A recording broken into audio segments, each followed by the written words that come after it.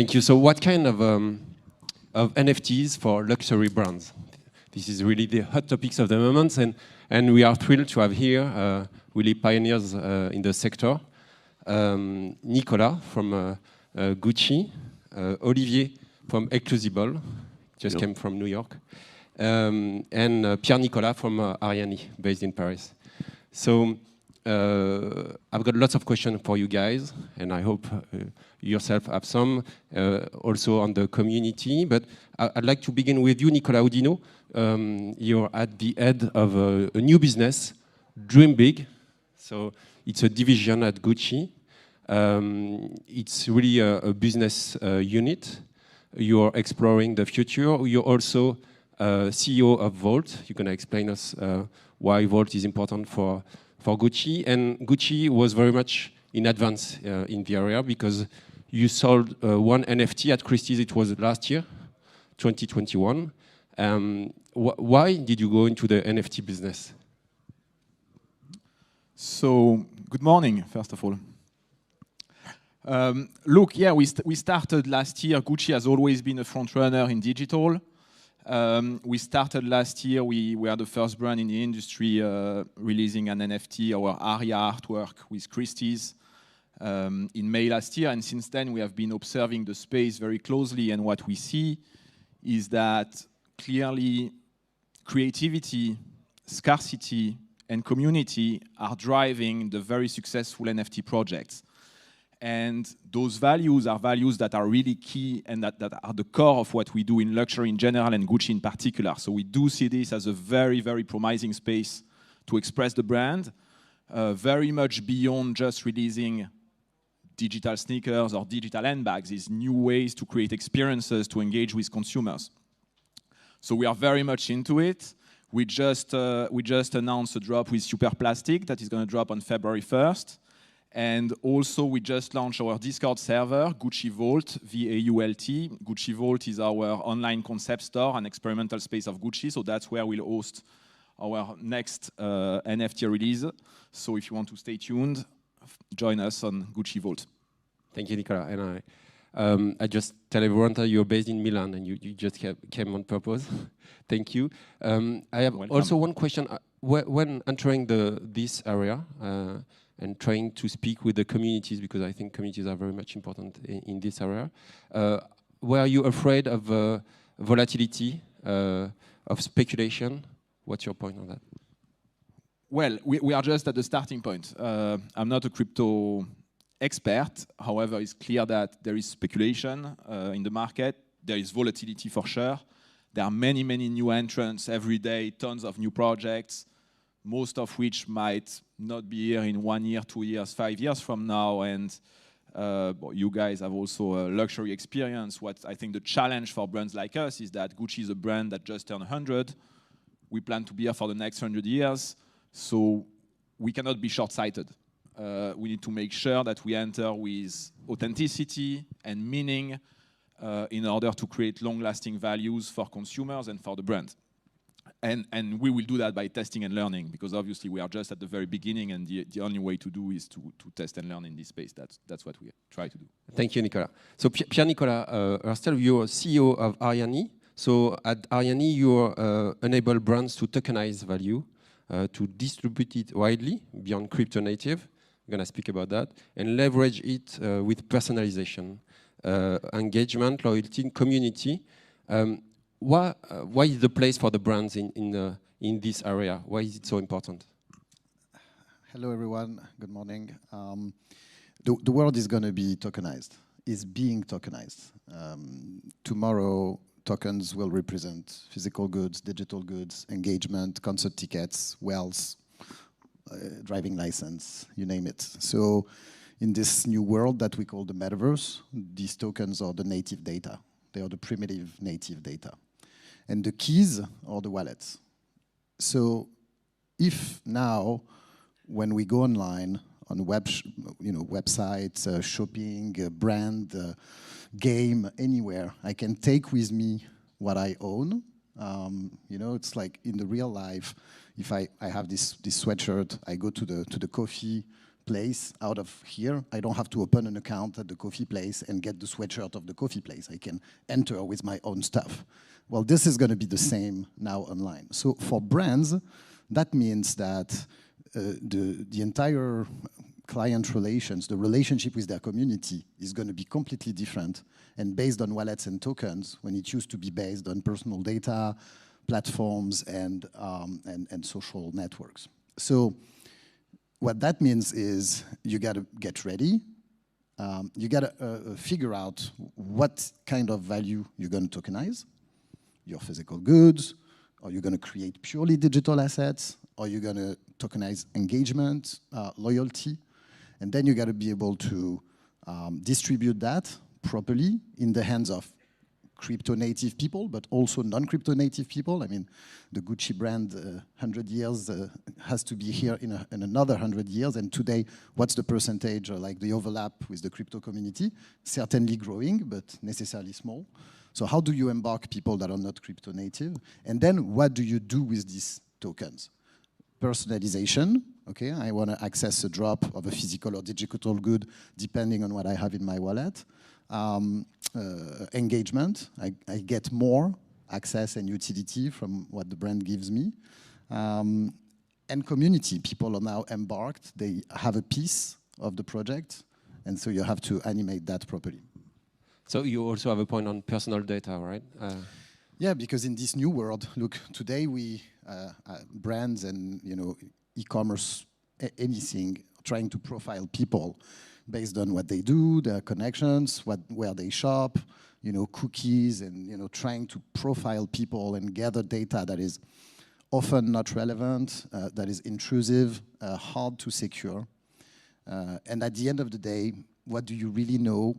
I mean, can you really personalize? I don't know. Tomorrow on Gucci Vault, you'll connect your wallet, and instantly Gucci Vault will know what you want them to know. Your ENS, your NFT collection, the other objects you have, your loyalty card at Le Printemps, I don't know, and like instantly the Gucci Vault experience is going to change for you. Maybe there's a product that was not even visible and now it's available because you're qualified. Maybe there's an experience you have access to.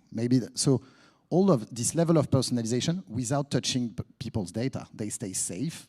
These data stay safe in my wallet that is secured. It's not copied, processed by the brand, and I have way more personalization. It's 100% secure. We can say that today, right? I don't know. Ask Ledger. Okay. No, good. I'm just kidding. No, I mean, yes, obviously it's secure until you secure it. It's with more power, you get more responsibility. So it's you can't have it all. It's either Mark Zuckerberg who keeps your data or yourself. If it's yourself, you got to learn how you do that properly. Thank you. Speaking about Mark Zuckerberg, we think about Meta and we think about Metaverse. And Olivier, you are the co-founder of Exclusible. So you spend your entire career in luxury, in some prestigious maisons like Cartier, for example. And you pay good attention about NFTs for sure, but also Metaverse. Why are the Metaverse important? You're doing lots of stuff on Sandbox. Can you explain us? Yeah, for sure. Good morning, everyone.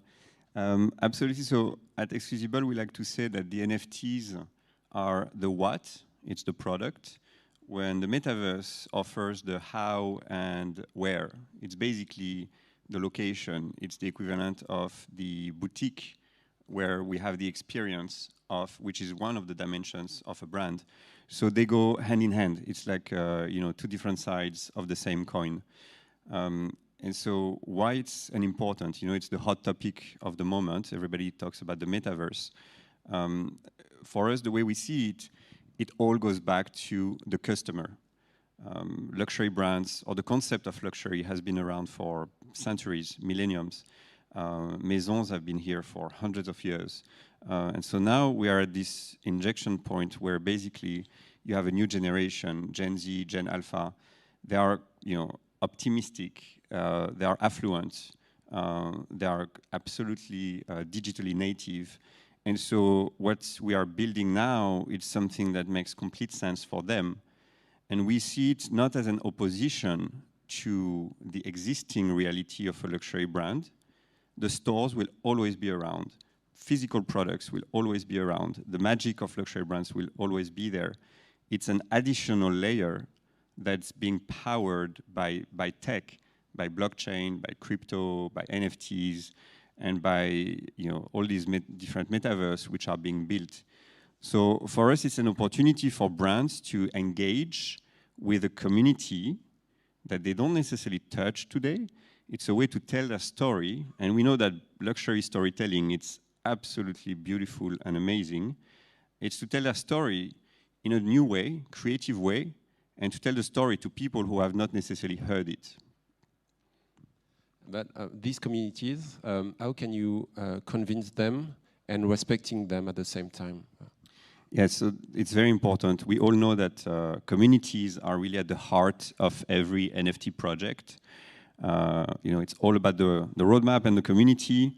And so, just like they were saying, when we say that it's a new way to engage, it creates a new type of relationship. I firmly believe, like Pierre-Nicolas, that the crypto wallet is going to be a new form of CRM, where basically the luxury brand doesn't need to know exactly who you are and everything about you, but just by accessing and connecting through your crypto wallet, the brands can basically offer and develop very rich CRM programs through digital or physical experiences. It's just a new way to connect with someone and enter into the brand. So now we are at this moment where luxury brands are clearly either innovating and being at the forefront, like Gucci, or others which are maybe a little bit more conservative or traditional, are curious. They're paying attention.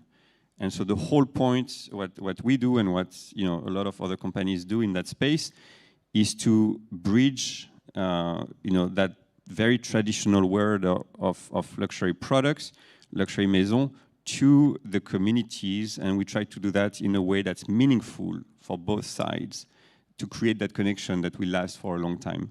Otherwise, it might be poorly received by the Web3 community, and that's we don't want that. That's, I think, absolutely key. What you are saying, whatever we do has to be true to the brand and true to the community. And so you need to find the right communities that match with the brand, because you cannot play with that. For instance, before NFT, but still in the first steps of the metaverse, we partnered at Gucci with The Sims, we partnered with Roblox, and for example, in both cases, what we decided is not to build ourselves, our world, is to ask creators from the community to interpret Gucci in their way, and through a dialogue, we gave life to virtual worlds in The Sims, in Roblox, etc., that had a huge traction and success because they started from the community interpreting the brand. And that, I think, is the key to successful projects, because otherwise there is a huge risk. The challenge, obviously, is that when it comes to the crypto and NFT community, as you were saying, the overlap today, first, the crypto community is still tiny. The overlap today between the crypto community and the fashion luxury community is probably tiny as well, and our role is to grow it and accelerate the convergence. Yeah, absolutely. I think meaningfulness, authenticity, and creativity, which are the pillars of a brand's brand equity. Whether it is actually luxury or anything else, you could take any consumer goods, restaurants, experiences, entertainment. It's really important to stick to that. And I think when you stick to that, you can match and be appealing to different communities, because you come with your true values. And the crypto community is growing very, very fast. Yes, it's still small, but I think not everything has to be done completely matching all the codes when you want to increase the audience. If you talk to the crypto community, you got to play by the rules. You got to do what's expected. You got to propose value and roadmap that are in line with the expectations. But then there's the entire world to embark. There's the entire world to bring, to adopt all these new technologies. And I think brands and luxury brands have a huge opportunity to be the vehicles, to bring their users to the Web3, to digital ownership, to interoperability, and give them, this sense of exclusivity, scarcity, in the digital and physical world. Thank you, Pierre-Nicolas. Yeah. And to this point, you use the right word, the brand equity.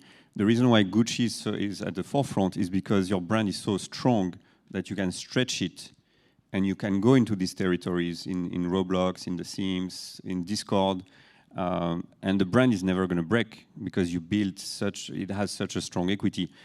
But this is not the case of many luxury brands. Many brands cannot afford, or they are too scared, they are not comfortable enough to go into and to test these new territories. And so that's why it needs to be done, as you said, with a lot of meaning and authenticity, and they need help from us on the Web3 side to be the bridge. Thank you, Olivier. I just tell you that questions are open, so feel free to ask questions, to raise your hand. But listening to you guys, I have one question. Speaking about the luxury brands, luxury maison, in a decentralized world, should they change? What's the place of the customer? Is he maybe owner? Is he a member of a new club? What do you think about that? I think the same value will work. Luxury is a world of scarcity, of creativity, of craftsmanship, and also of discretion. So, it all matches. You just have to apply exactly the same values to what you offer online. And I think, ultimately, our brands, they are about sense of belonging. You buy a Gucci bag because you like the bag, but also to be part of something, and because you are in sync with the Gucci brand and the Gucci values. And this is why you are going to choose Gucci rather than another brand. It's not just the bag itself, it's the brands that you bring to you. So sense of belonging is key. As you say, decentralization is a challenge because historically, luxury maisons have been very centralized, but we are getting there already. We were there already with Web 2. And by the examples I just mentioned, by engaging with the communities, we start co-creating a lot. At Gucci, we have a creative community that is much, much broader than our designers in order to really exchange and source creativity where we can find it. But that's the challenge for sure. Yeah, but look, in the physical world, you're fine with someone with a Gucci bag entering an Hermes shop. It will be the same. It will be the same. No, so that's what decentralization. Maybe that's a crazy idea, but can we imagine? Could we imagine a customer participating to the creation of new products, for example? Yes, I think certainly. In a way, that's what we do. Again, I come back to Roblox. We did not create our Roblox world. We worked with a number of creators, one in particular, and asked them to interpret the brand for us. So there is certainly a way to engage with our clients, and our brands are the results of our communities. So that's the way. Then we need to keep our DNA, obviously, but there is a way. And to your point about brands also have to kind of shift mentally from being sometimes too product centric, where you enter through the absolute amazing craftsmanship and it's all about being about products, to now being really customer centric. They think they are customer focused, but they are focused on the experience as opposed to being focused on what and how customers shop, especially the new generation. 95% of product purchase decisions are made online.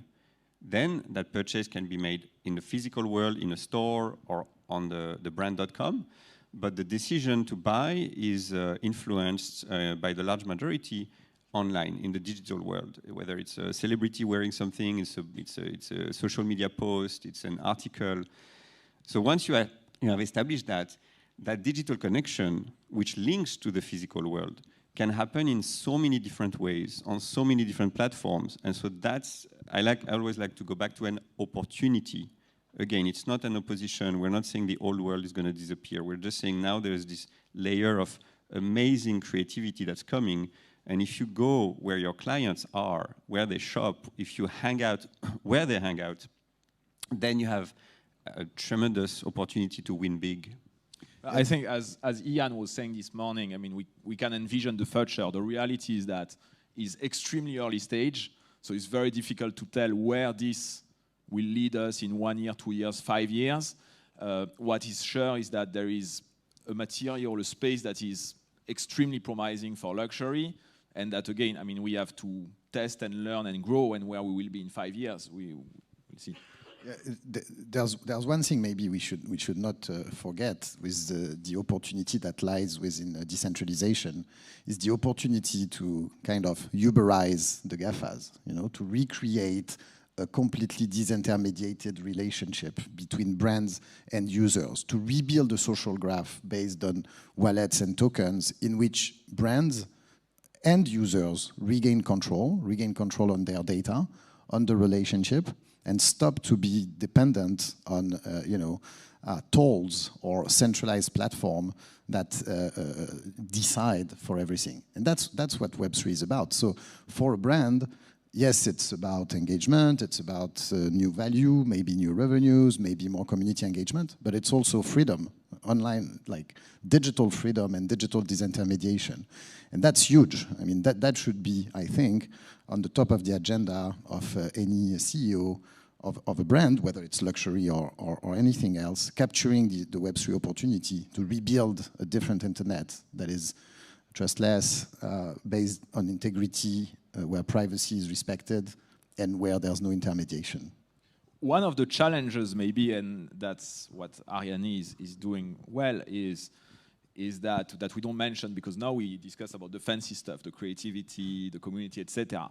The reality is that today we are also very early stage in the infrastructure for corporates to operate in this world, because crypto is very much a world of individuals, is decentralized, and apart from finding the right initiative, it means building the IT infrastructure, the security to make sure the right smart contracts, taking payments in crypto, and none of this is obvious at all when you start doing it. So I think that's something to consider as well, very much. No, absolutely, it's a very good point. If we look at the fact that China has a Metaverse committee, which is a group of like the biggest internet companies, and they are basically building and the Metaverse, and they think it's not going to come before 5, 6, 7 years. So to your point, we're very early.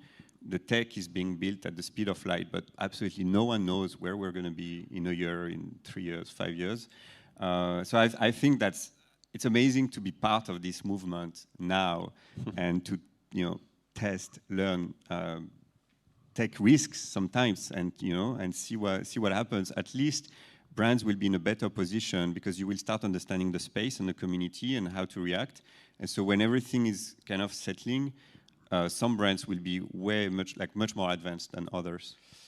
Yeah, I mean, thank you, Nicolas, because you're right. The complexity, I mean, the creativity is almost the easiest because brands are so creative.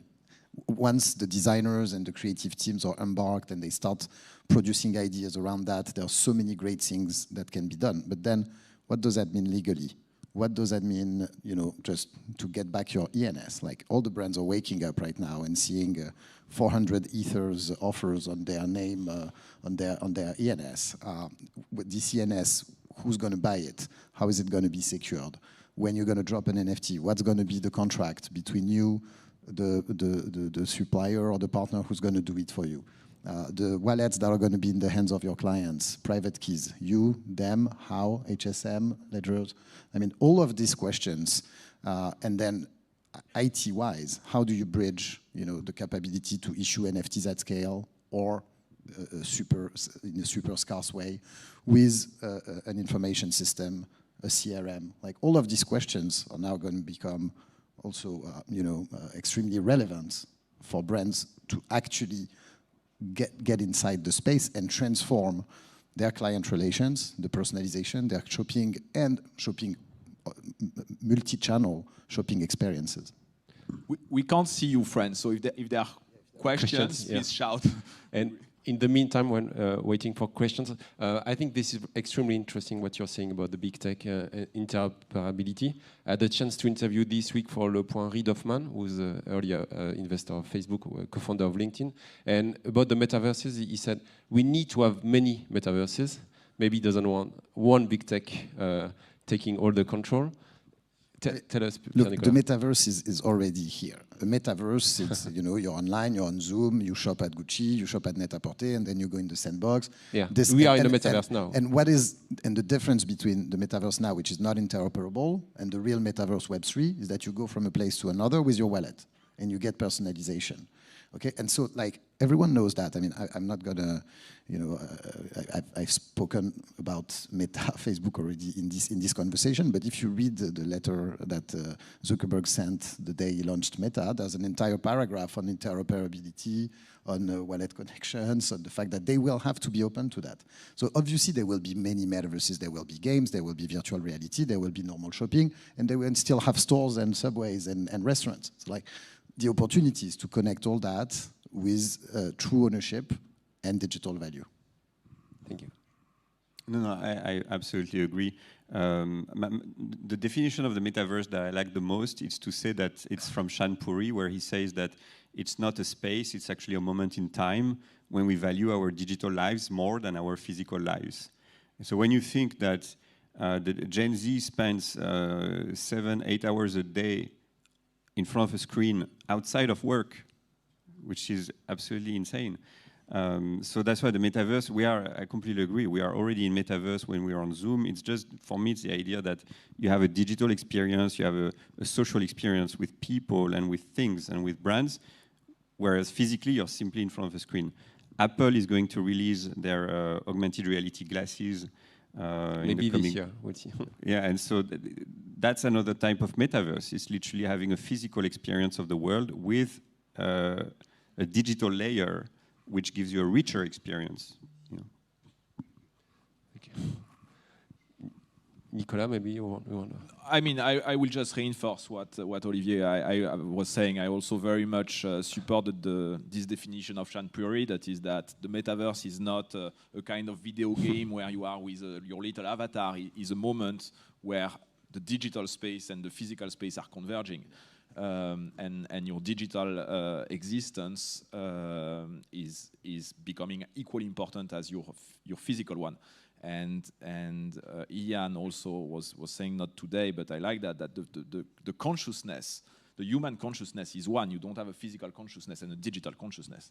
You have just one. So we are already in the metaverse. The transition is not tomorrow with a before and an after. It's an ongoing transition. And maybe if we continue on that road, maybe the biggest opportunity for brands is to unify the experience. Unify the experience between what's physical, what's shopping online, what's virtual, and to offer, like, to be present everywhere with the good level of creativity and the tools that will allow people to go from a place to another.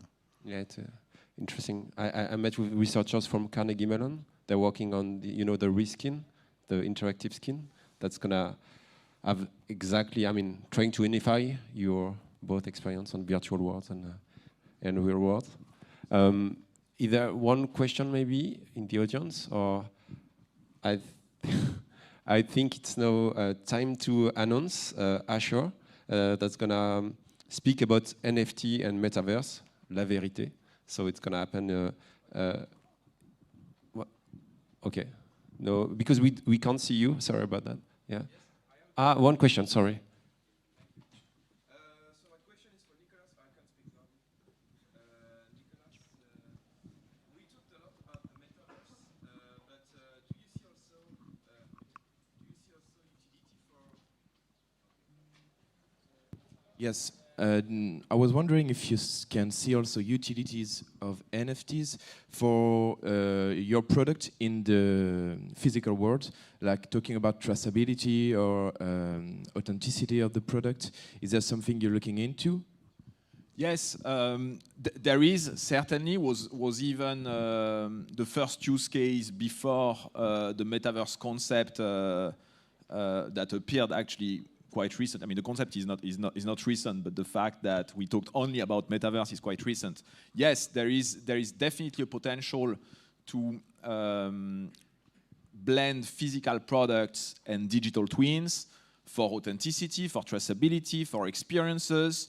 The challenge today is to make the link between the physical product and the digital twins, because obviously what may happen, for instance, for traceability purpose, is that you release a token with a product, and then your client is going to sell the product and keep the token, or do the reverse. So where we are in this moment is that we see clearly the opportunity. We need to find the right way to make the bridge in order to make it seamless. And coming back to the community is also the fact that very few of our clients today have a wallet. So if I say, okay, I issue a product and I issue a token with that, most of them will not have a wallet to put it inside. So that's one of the challenges that Ariane is addressing. Yeah.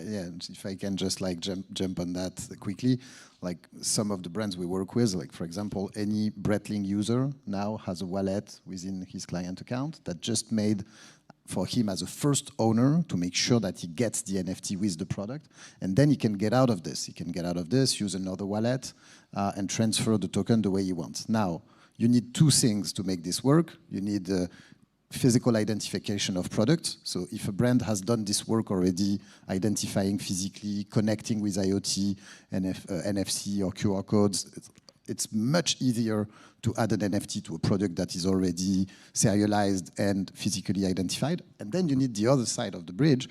If there's going to be secondhand, you need the platform and the platforms to actually carry and support NFTs. So I think in the next months, you'll see secondhand platforms telling, if you have an NFT with this product, we support that. You can show it to us. We'll use the data inside to fill the form, and we'll transfer this to the buyer. If you don't have that, it's more challenging. Interesting. Second hand.